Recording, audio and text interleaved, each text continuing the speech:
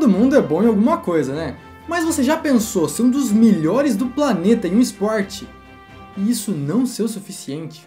O melhor desempenho da vida numa final olímpica. Não dá pra pedir muito mais que isso de um atleta. Como é que você tá se sentindo, Guinha?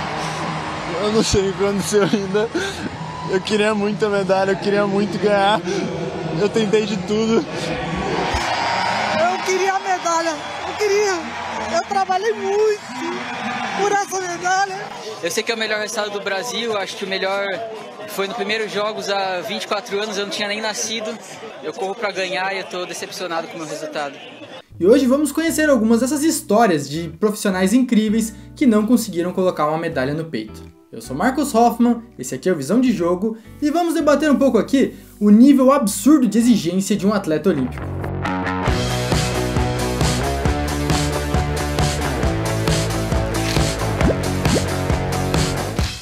Nessas Olimpíadas tem me chamado a atenção as entrevistas de vários atletas brasileiros que conseguem um desempenho excelente, às vezes até com recorde, mas ainda assim saem muito frustrados e até mesmo emocionados nas entrevistas por não conseguirem uma medalha. E eu não quero deslegitimar o sentimento de nenhum atleta, tá? Realmente o intuito desse vídeo é destacar o nível altíssimo de cobrança que é tanto por parte da competição como dos atletas consigo mesmos. A gente se cobra muito mesmo, muito. É óbvio que tem a cobrança externa, mas a interna é sempre muito, muito grande. O nadador Guilherme Costa, o cachorrão, conseguiu na prova dos 400 metros livres bater a sua melhor meta da carreira e quebrar o recorde das Américas. Mas ali numa prova de um nível altíssimo, ele ficou com o 5º lugar. Eu tinha certeza durante a prova que eu ia chegar em segundo, quando eu vi como a prova estava se desenhando, e eu acabei não conseguindo fechar da forma que eu sempre fecho, e eu só sei que eu não quero assistir isso nunca mais. Na canoagem slalom, a Ana Sátila conseguiu o melhor desempenho da história do Brasil nos jogos, só que para ela, esse 4º lugar foi bastante doloroso. Está sendo o momento mais difícil da minha carreira. Em nenhum momento eu imaginei terminar em 4º lugar. Eu estava sonhando muito com essa medalha todos os dias, e eu consegui aproveitar muito, tanto a semifinal quanto a final. Estava muito positiva, muito alegre, me sentindo muito bem na água. Ao mesmo tempo que estou contente de ter conseguido entregar meu melhor, estou muito triste por ter chegado tão perto. Acho que ninguém imagina como é para um atleta olímpico terminar em 4º lugar. O Miguel Hidalgo, do triatlo, também conseguiu a melhor marca do Brasil na história da sua modalidade, e ficou com o 10º lugar. Mas para esses atletas fica claro como, na maioria das vezes, só a medalha interessa. Ninguém lembra do 4º em diante. Eu sei que para mim, o 10º lugar não mudou nada na minha vida. Mudaria alguma coisa na minha vida se tivesse sido medalhista, sei lá. Acho que a cultura do brasileiro é essa. Não vou ser eu que vou mudar. O brasileiro gosta de ver o atleta ganhando, e eu que lide com isso. Dou razão pro brasileiro, um país que teve ídolos como Ayrton Senna, Guga, Pelé, está acostumado a ganhar e é isso. Não vou ser eu que vou mudar essa história, eu que ganhe da próxima vez. Então fica claro que um dos pontos que influencia essa mentalidade dos atletas e de uma busca incessante pelo pódio vem da própria cultura do esporte aqui no Brasil, que costuma só reconhecer e valorizar os vencedores, os campeões, os medalhistas. Mesmo que talvez não sejam criticados aí quem deixa de ganhar uma medalha, esses atletas inegavelmente têm menos visibilidade. E geralmente as modalidades que se praticam aí nas Olimpíadas também já têm menos visibilidade que a maioria dos esportes coletivos que a gente costuma acompanhar aqui no Brasil, principalmente, é claro, o futebol. Uma medalha é uma chance de mudar de vida, como destacou aí o próprio Miguel. É uma virada de chave, tanto em questões esportivas e de imagem, como até mesmo financeiras, já que muitos esportes carecem de grandes investimentos. E até nosso medalhista olímpico da marcha atlética, o Caio Bonfim, tem uma fala bastante interessante sobre o esporte aqui no Brasil. Eu brinco que o Brasil tem 2 esportes, o futebol e o outro que tá ganhando. Então se você quer aparecer, você tem que estar nesse outro que tá ganhando. E agora somos medalhistas olímpicos, tomara que essa medalha possa abrir porta e ter mais investimento. Porque eu digo, né, projeto bom é que dá oportunidade. Que essa medalha dê oportunidade para aqueles que querem fazer marcha atlética e viver dela. Muitos atletas realmente sofrem com a falta de investimentos no desenvolvimento e na estrutura para o seu esporte. Boa parte deles, inclusive, depende aí de recursos públicos, como o Bolsa Atleta, que, ainda que seja um baita projeto, pode pagar no máximo para os atletas mais elite cerca de 16 mil reais. O que, no mundo do futebol, seria o salário de um jogador talvez até da Série C do Campeonato Brasileiro.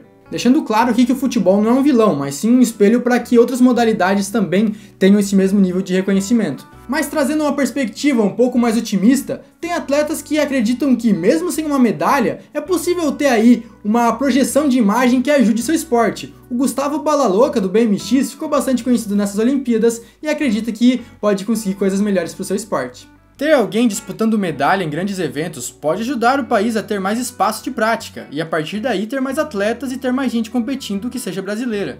É isso que eu quero fazer, é fomentar o esporte, é crescer o esporte. Eu quero chegar no Brasil e conseguir um centro de treinamento adequado, comparado com os Estados Unidos, a Inglaterra e outros países. A gente não tem um centro igual ao deles. A gente está aqui, sexto melhor do mundo, na frente de Austrália e outros países que estão entre os 3 melhores do mundo. Então minha ideia é voltar para o Brasil, construir um centro específico, fomentar o esporte, crescer o esporte.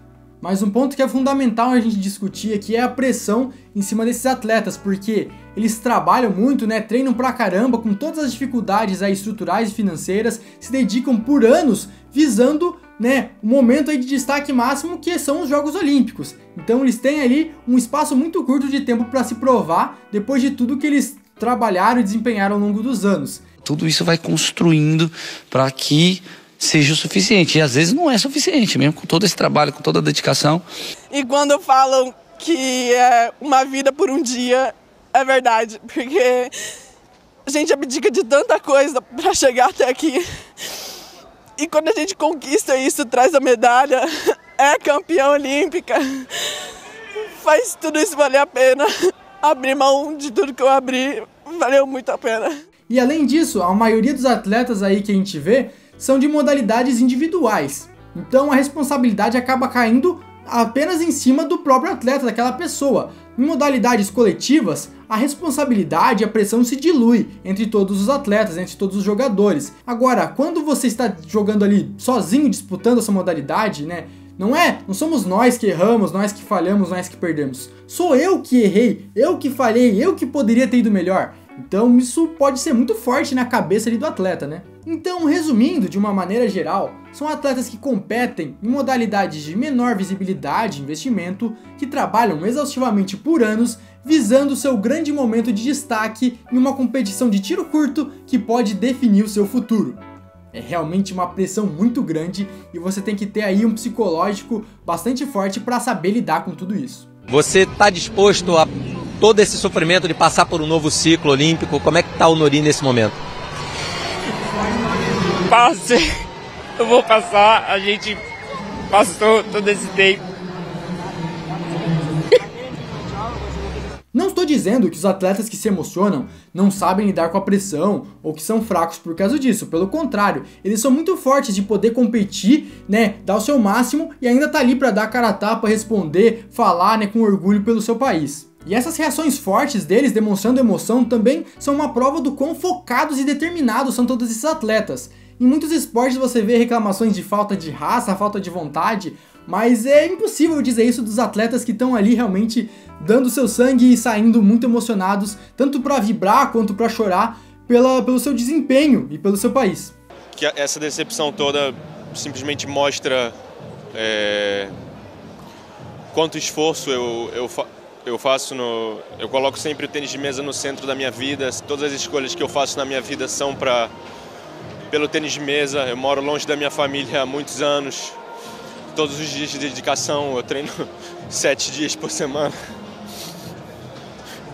Mas é preciso também uma capacidade para lidar com essas derrotas, para que o atleta não sofra demais com isso, não é mesmo? A brasileira Vitória Rosa competiu nos 100 metros rasos e não conseguiu a classificação para as semifinais. E ela realmente ficou muito emocionada e deu um depoimento bastante forte. E eu sonhei muito com esse momento.